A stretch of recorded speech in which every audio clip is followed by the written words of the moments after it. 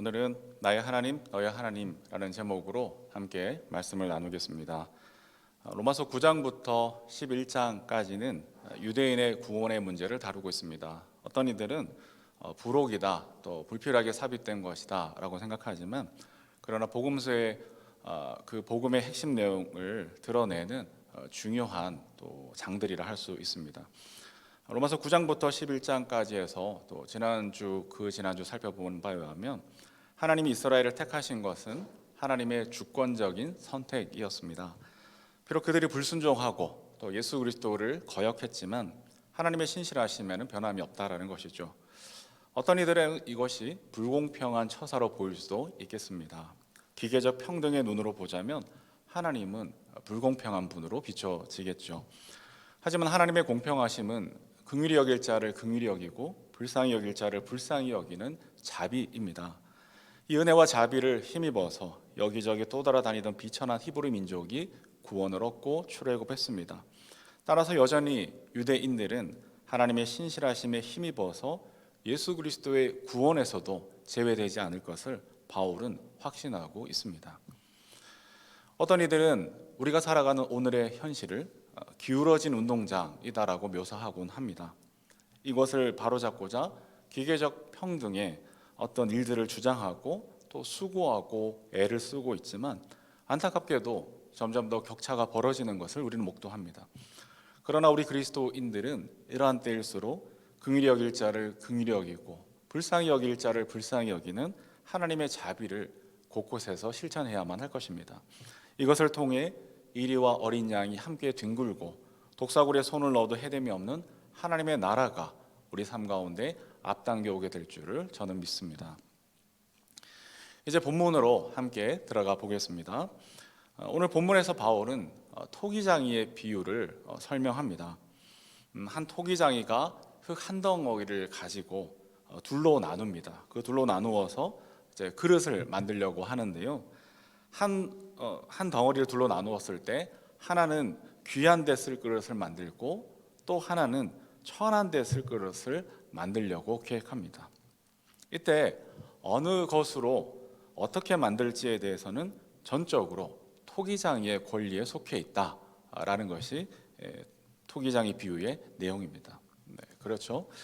이 비유는 다름이 아니라 창조주 하나님의 주권을 이야기하기 위한 비유입니다. 인간의 구원은 하나님의 주권적 선택에 달려 있다는 것을 말하려는 의도가 있는 비유라는 것이죠. 인간이 구원을 받고 또 구원을 받지 않고, 그것은 인간의 행위와 노력과 선택에 달려 있는 것이 아니고 전적으로 창조주 하나님의 선택, 하나님의 주권적 선택, 하나님이 이유와 원인이 되신다라는 것을 이야기하기 위한 비유입니다. 종교개혁자 깔뱅도 이 토기장이의 비유에 상응하는 듯한 이야기를 한 적이 있습니다. 일명 아마 들어보셨겠지만 이중예정론이라는 것인데요. 이 이중예정론의 핵심은 하나님께서 만세전에 구원받을 사람과 멸망받을 사람을 미리 예정해 놓으셨다, 이렇게 이제 알려져 있습니다. 이 이중예정론의 교리에 의하면 나는 어떤 쪽일까요? 우리는 어떤 쪽일까요? 나는 구원받은 사람일까? 아니면 멸망받을 사람일까? 사뭇 궁금해지고 또 듣기에 따라서는 무시무시하게 들리기도 하는 것 같습니다. 그런데 원래 이 이중예정론은 하나님의 주권적 선택에 대한 강조에서 비롯된 교리입니다. 누구를 택하고 누구를 버리느냐, 이것에 대해 관심이 있는 것이 아니고 하나님의 주권적 선택에 대한 강조에서 나온 교리라는 것이죠. 나 같은 죄인도 하나님이 포기하시지 않는구나, 끝까지 추격해 오셔서 마침내 구원해 내시는구나 라는 고백이 담겨 있는 것이죠. 아무런 자격과 조건이 안 되는 나 같은 사람도 하나님의 자녀로 삼으시는 것을 보니 하나님이 나의 구원을 예정해 놓는 것이 틀림이 없다라는 고백이 이 속에는 담겨져 있습니다. 이처럼 이중예정론은 누구를 택하고 누구를 버리느냐, 이것에 대한 관심이기보다 나 같은 죄인 살리신 하나님의 은혜에 대한 감격과 찬송에서 비롯된 고백이요 교리라고 할 수가 있습니다. 또한 이중 예정론은 목회적 고민에서 나온 교리이기도 했습니다. 깔뱅이 또 목회를 하다가 보니까 자기가 목회하는 교회에서 이상한 현상을 발견합니다. A와 B 신자가 있다며 이 A와 B 신자가 동일한 조건에서 똑같이 신앙생활을 하는데 이 A 신자는 믿음이 날마다 성장해 가는 것이 보이고 B 신자는 예배 시간마다 졸더라는 것이죠. 그래서 이것을 심각하게 고민한 깔뱅은 교인들의 신앙생활을 독려하고 격려하고자 이 이중 예정론을 강조하게 되었다라는 말입니다. 하지만 이 이중 예정론의 처음 의도와 목적이 무엇이었던 간에 결과적으로는 상당한 왜곡을 낳게 되었습니다. 하나님이 미리 예정해 놓으신 거라면 우리가 열심히 신앙생활 해야 되는 이유가 무엇이 있을까? 그냥 대충 해도 하나님이 결국 구원해 내시고 말 텐데 말이죠. 혹은 열심히 전도하고 선교해야 되는 까닭이 무엇일까? 어차피 하나님이 주권적 선택으로 이미 예정해 놓으셨는데 괜히 때로는 헛수고 하는 것만은 되지 않을까? 이런 생각, 왜곡된 결과들로 나타나기도 했습니다. 중국 선교의 아버지를 일컬어지는 윌리엄 캐리가 어느 날 교회 지도자들 모임에서 그 중국 선교의 필요성에 대해서 강력하게 열변을 토합니다. 그러자 지도자들 중에 몇 사람이 그 캐리를 말립니다. 그러면서 하는 말이 이복의 젊은이 그만 자리에 앉게나 중국 선교는 우리가 신경 쓰지 않아도 하나님이 다 알아서 하실 거라네 라고 했다는 일화가 있습니다. 어차피 하나님이 예정해 놓으셨으니 우리가 열심히 하건 안 하건 결과는 똑같다라는 말이 의도가 담겨져 있습니다. 여러분의 생각은 어떠십니까? 저는 아무리 생각해도 하나님의 일하심과 열심을 잘못 이해한 것이 아닌가 생각합니다. 이중 예정론에 대한 오해와 왜곡은 이뿐만이 아니었습니다. 신실하신 하나님의 주권적 선택을 받았다, 하나님이 예정하셨다에 대한 감격과 찬송과 자부심이 거기까지는 좋은데 그것이 지나쳐서 급기야는 자기중심주의적 배타성을 지니는 이들도 생겨나기 시작했습니다. 유대인의 선민의식이 아마 이와 비슷할 수 있을 것 같습니다. 하나님께서는 유리방황하던 히브리 민족을 열방을 위한 축복의 통로로 선택하시고 세우셨습니다. 그러나 이들은 홍해를 건넜던 감사와 찬양을 넘어서서 선민의식에 사로잡혀서는 이방인들을 개취급했습니다. 선민이라는 자부심이 타인에 대한 배타적 선민의식으로 변질되었던 것이죠. 그들의 배타적 선민의식은 지금까지도 이어오고 있습니다. 유대인들은 2차 세계대전 당시 히틀러에 의해 자행되었던 그 홀로코스트 경험에 대해서 굉장히 예민하게 반응합니다. 하지만 정작 그들 자신은 이스라엘 땅에 남아있는 팔레스타인 난민들과 평화를 이루지 못하고 있습니다. 이 모두는 하나님의 선택받은 백성이라는 그 자부심을 넘어서서 배타적 선민의식으로 변질되었기 때문 아닐까요? 자신들의 고통에 대해서는 매우 예민하게 반응을 보이지만 정작 이웃의 고통에 대해서는 차갑게 외면하는 모습을 우리는 안타까이 바라보게 됩니다. 그런데 이러한 일들이 세계 교회사에서도 빈번하게 일어났습니다. 네덜란드 개혁 신학자들이 모여서 벌인 논쟁 중에 이런 논쟁도 있습니다. 흑인들에게도 영혼이 있는가라는 주제였습니다. 그러니까 흑인들도 구원받을 수 있느냐가 아니고 흑인들에게도 영혼이 있는가라는 것이 신학적 논쟁이었습니다. 이것이 결국 흑인 노예 제도를 정당화하는 신학적 뒷받침이 되기도 한 것 같아서 마음이 안타깝게 그저었습니다. 복음을 깨달은 감격과 기쁨이 있었지만 그 복음을 깨달은 기쁨과 감격이 도리어 다른 민족을 경시하고 억압하며 수탈하는 근거로 변질되었던 것을 우리는 교회사 속에서 발견하게 됩니다. 이와 같이 왜곡되고 변질된 이 이중 예정론의 결과들을 깔뱅이 알게 된다면 그의 심정이 과연 어떠할까요? 아마도 땅을 치고 통곡을 하게 되지 않을까 생각합니다. 토기장이의 비유로 하나님의 주권적 선택과 자비하심을 역설한 바울이 이러한 왜곡된 결과들을 보게 된다면 아마도 마음을 찢고 울부짖을지도 모르겠습니다. 왜냐하면 그들이 경험했던, 그리고 그들이 증언했던 하나님은 전혀 다른 분이시기 때문입니다. 그들이 경험했던 하나님은 어떤 분이실까요? 22절을 같이 읽어보겠습니다. 22절입니다. 시작. 하나님께서 하신 일도 마찬가지입니다. 하나님께서 진노하심을 보이시고 권능을 알리시기를 원하시면서도 멸망받게 되어 있는 진노의 대상들에 대하여 꾸준히 참으시면서 너그럽게 대해 주시고. 하나님 어떤 분이실까? 멸망받게 되어 있는 진노의 대상들에 대해서도 꾸준히 참아주시고 너그럽게 대해 주십니다. 하루를 천년같이, 천년을 하루같이 아버지의 마음으로 기다리고 인내하고 그리고 일하시고 계시는 것이죠. 그래서 어떻게 하실까요? 25절과 26절도 읽어보겠습니다. 시작. 그것은 하나님이 호세아의 글 속에 사신 말씀과 같습니다. 나는 내 백성이 아닌 사람을 내 백성이라고 하겠다. 내가 사랑하지 않던 백성을 사랑하는 백성이라고 하겠다.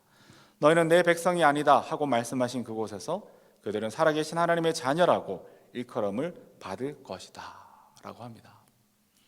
멸망받게 되어 있는 진노의 대상들도 결국에는 사랑받는 내 백성, 내가 사랑하는 나의 백성, 내 자녀, 하나님의 아들, 딸들이라 일컬음 받게 하겠다. 이것이 하나님의 의지이고 하나님의 열심이고 하나님의 진심인 것이죠. 이를 통해 우리는 무엇을 알 수 있을까요? 디모데전서 2장 4절에 있는 말씀에 우리는 상응하게 됩니다. 하나님께서는 모든 사람이 다 구원을 얻고 진리를 알게 되기를 원하신다. 하나님은 모든 사람이 구원을 얻고 진리를 알게 되기를 원하신다. 이것을 우리는 결론 내리게 됩니다.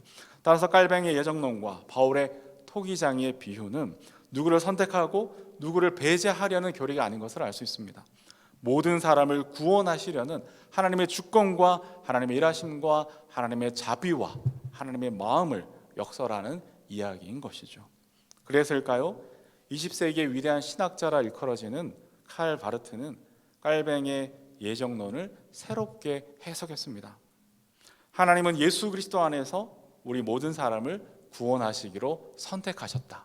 이렇게 새롭게 해석했습니다. 그러니까 예수님 밖에서는 구원이 없지만 예수님 안에서 모든 사람을 구원하기로 결정하셨다. 이를 위해 하나님은 지금도 역사하고 계신다라고 해석했습니다. 이처럼 예정론의 핵심은 복음이고 예정론은 복음의 총화다라고 할 수 있습니다. 예정론은 하나님이 창세 전에 그리스도 안에서 우리를 택하사 우리로 사랑 안에서 그 앞에 흠이 없게 하시려고 예수 그리스도로 말미암아 자기의 아들들이 되게 하셨으니라는 이 복음 중에 복음을 전하려는 교리인 것이죠. 예정론은 하나님이 예수 그리스도를 통해 우리에게 속죄함을 주시고 하늘과 땅에 있는 모든 것이 그리스도 안에서 통합되고 영원한 그리스도의 몸이 되게 하고자 하신 하나님의 이 비밀의 경륜을 설명하는 교리다라고 할 수가 있겠습니다. 따라서 우리가 이 하나님의 주권적 예정하심을 기뻐하고 자부심을 갖는 것은 매우 좋은 일이라 생각됩니다. 하나님의 은혜와 이 자비, 그 어떤 것도 끊을 수 없는 하나님의 사랑에 감격하고 감사하는 일은 마땅한 일이 되는 것입니다. 때때로 우리가 살아가는 동안에 우리의 삶이 만만하지 않을 때가 있습니다. 구원의 감격이 메말라 버리는 순간이 찾아오기도 합니다. 신앙이 더 이상 위로와 힘이 되지 못할 때도 우리에게는 있습니다. 그럴 때면 믿는 우리조차도 의심과 회의에 빠져서 허우적대기도 합니다. 그런 모습에 반복해서 악순환이 되는 것이죠. 자책감과 정죄감을 느껴 포기하고 낙심한 이 악순환이 이어지기도 합니다. 그러면 하나님이 버리시는 것일까요? 아닙니다. 결코 그럴 수가 없겠죠. 우리를 구원하시는 하나님의 주권적 선택, 이 예정하심에는 변함이 없기 때문입니다. 우리를 구원하시는 하나님의 신실하심은 동일합니다. 이것이 예정론이고 토기장이 비유의 궁극적 내용이라는 것입니다. 그러니 다시 힘을 내고 다시 예배의 제단을 쌓고 다시 십자가에 달리신 예수 그리스도를 바라보아야 할 이유가 우리에게는 있습니다. 다시 기도의 무릎을 꿇고 다시 말씀을 펼쳐서 읽어야 하는 것이죠. 왜냐하면 우리의 구원을 예정하신 하나님께서 신실하게 우리와 함께 하시고 세상 끝날까지 우리와 동행하실 것이기 때문입니다. 그러나 하나님의 이 신실하신 예정하심을 확신하고 감격하고 기뻐할수록 반드시 우리가 늘 깨어 조심해야 하는 것이 한 가지 있습니다. 하나님의 구원을 경험한 감격과 자부심이 자칫 지나쳐서 타인에 대한 배타적 선민의식으로 변질되지 않도록 날마다 우리 스스로를 돌아보는 일을 게을리하지 말아야 합니다. 왜냐하면 앞서 살펴보았듯 하나님은 모든 사람이 구원을 얻고 진리를 아는 데 이르기를 원하시기 때문인 줄로 믿습니다. 환경운동가인 최병선 목사님은 현대교회 현실을 이렇게 꼬집었습니다. 하나님을 만나서 이웃을 잃어버린 교회. 하나님을 만나서 이웃을 잃어버린 교회. 그러니까 하나님이 아닌 자기 안에 갇혀버린 교회라는 이야기입니다. 정말 뼈아픈 지적이 아닐 수가 없습니다. 하나님을 만난 감격과 자부심이 너무 컸던 탓일까요? 그 감격과 자부심이 높아질수록 오히려 타인에 대한 배타성이 심해지더라라는 그런 이야기였습니다. 어느 젊은 청년이 상담을 했습니다. 주일에 오빠 결혼식이 있어서 지방을 가야 하는데 그렇게 되면 주일 예배를 드리지 못하고 또 주일에 감당해야 되는 봉사를 하지 못해서 고민이 된다. 어떻게 할까요? 이런 거는 자기가 결정하지 않고 꼭 질문을 합니다. 1번, 무슨 소리야? 동생이 교회 열심히 다닌 것 알면서도 왜 결혼식을 주일에 해서는 당연히 예배가 우선이지. 그냥 축의금만 보내고 말아. 2번, 무슨 일이 있어도 주일 예배를 드리는 것이 중요하지만 사랑하는 가족의 결혼식을 빼먹는 건 덕이 아니고 하나님이 기뻐하시는 일이 아닐 거야. 1번과 2번 중 여러분의 대답은 무엇입니까? 3번이라고요? 3번은 없었던 것 같습니다. 전임 전도사 시절에 어느 장로님이 이런 얘기를 해주셨습니다. 교회를 열심히 다니는 횟수가 늘어날수록 소위 우리가 흔히 얘기하듯 세상 친구들이 다 없어지더라. 깊은 고민을 가지고 얘기하셨습니다. 그러니까 좋은 의미에서 한 얘기가 아니었어요.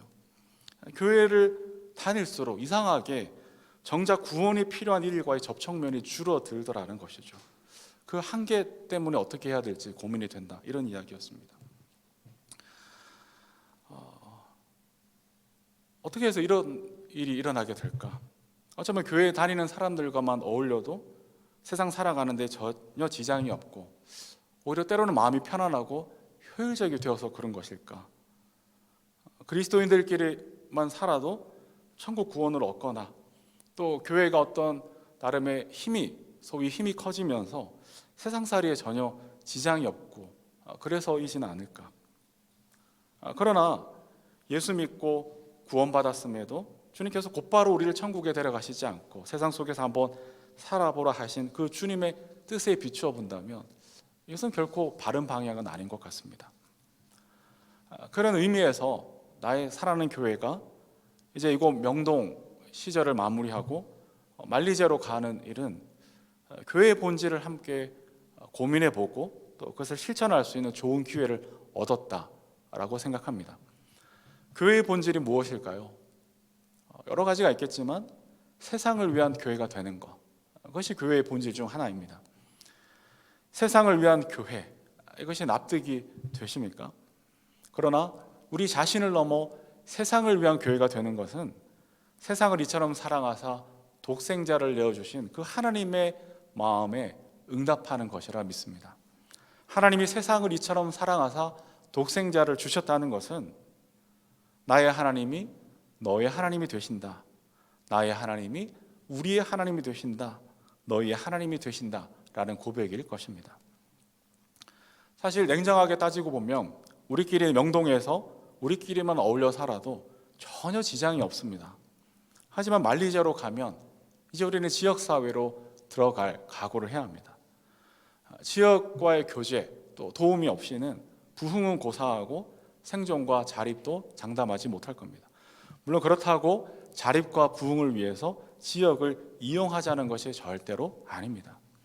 나의 하나님이 너의 하나님이 되신다. 세상을 위한 교회, 하나님이 세상을 이처럼 사랑하셨기 때문이다. 이 고백과 믿음으로 우리는 지역사회로 한 발자국 더 들어가야 하는 것이죠. 지역사회와 어울리고 서로 섬기는 가운데 하나님의 일하심에 동참해야 하는 겁니다.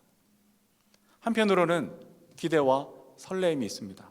그러나 또 한편에는 두려운 마음과 때때로 염려와 걱정도 듭니다.